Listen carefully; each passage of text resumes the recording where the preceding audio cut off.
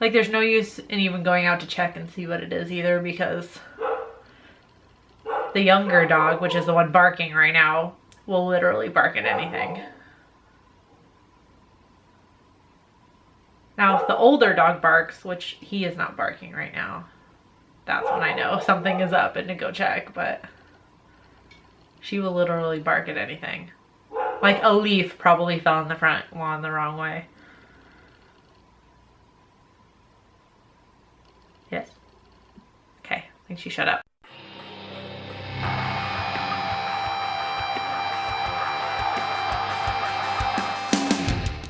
Okay. Hey there, creepy peeps, and welcome to a movie review / Weird Wednesday video. I was gonna split these two up and have a movie review. I was gonna split these two videos up and have a movie review on Monday like normal and a Weird Wednesday discussion-y type video like we did before. But I realized, like, pretty much everything I had to say about the movie that we were going to be reviewing, which you can tell what it is by the title, obviously.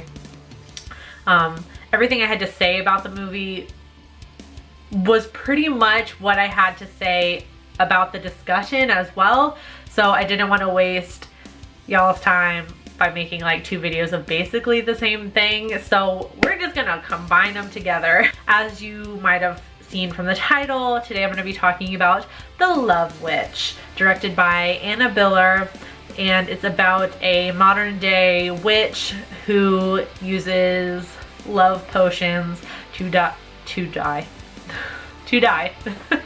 She uses love potions to try and draw in a man.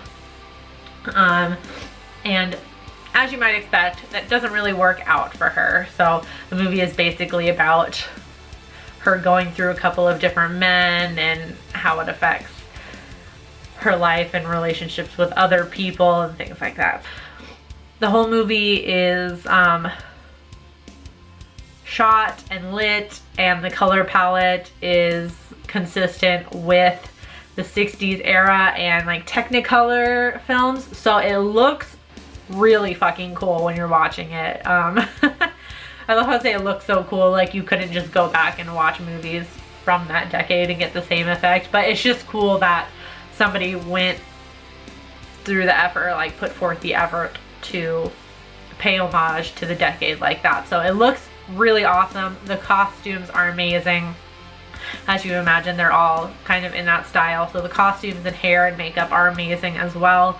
So it's just like, that is kind of just like a little novelty bit in there that like drew me into the movie. Like that was a big draw for me into watching this movie. But what I really liked about it, and where this, you know, blends into the discussion-y part of the Weird Wednesday video section, is the theme of feminism and women's sexuality and things like that within the movie. So as you would imagine, this movie is paying homage to 1960s films of this type, and in the 1960s and 70s there was quite a big women's movement that kind of started with The Feminine Mystique that came out in 1962. I think that book came out. So as you would imagine, even though this is set in modern day, I think it's important to know that before you watch this movie. This is not set in the 60s. This is set in modern day. So I like the idea of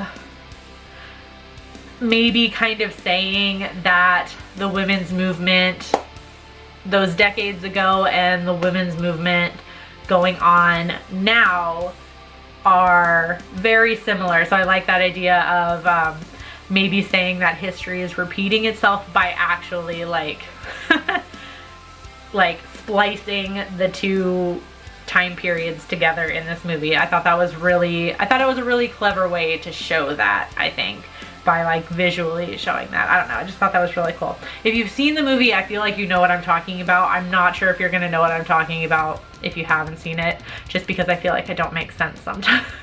Basically, of course, like throughout the movie, as Elaine, our main character, is seducing these men with love potions, basically what happens is the love potions give the men all of these emotions that they aren't used to feeling, which I kind of like that joke. Like, the joke obviously is that men don't really feel emotions like we do, so like when all these emotions come like flowing out of them, they can't handle it and it literally kills them.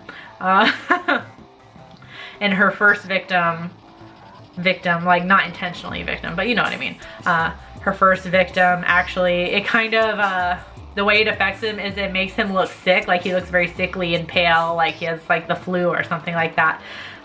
And he's very needy and he calls out to her a lot and things like that. I kind of like the joke of like the man sickness, you know, like that joke, like men can't handle being sick and they turn into like giant babies. But Elaine doesn't like that. Like she's attracted to the men and she wants them to be attracted to her, so she gives them the love potion and then they're obsessed with her and she's like, no man, way too needy and clingy. I like the irony. I like the irony of that. Like, she's obsessed with finding love, but then when a guy actually loves her because of her potion, she's like, too much, too much.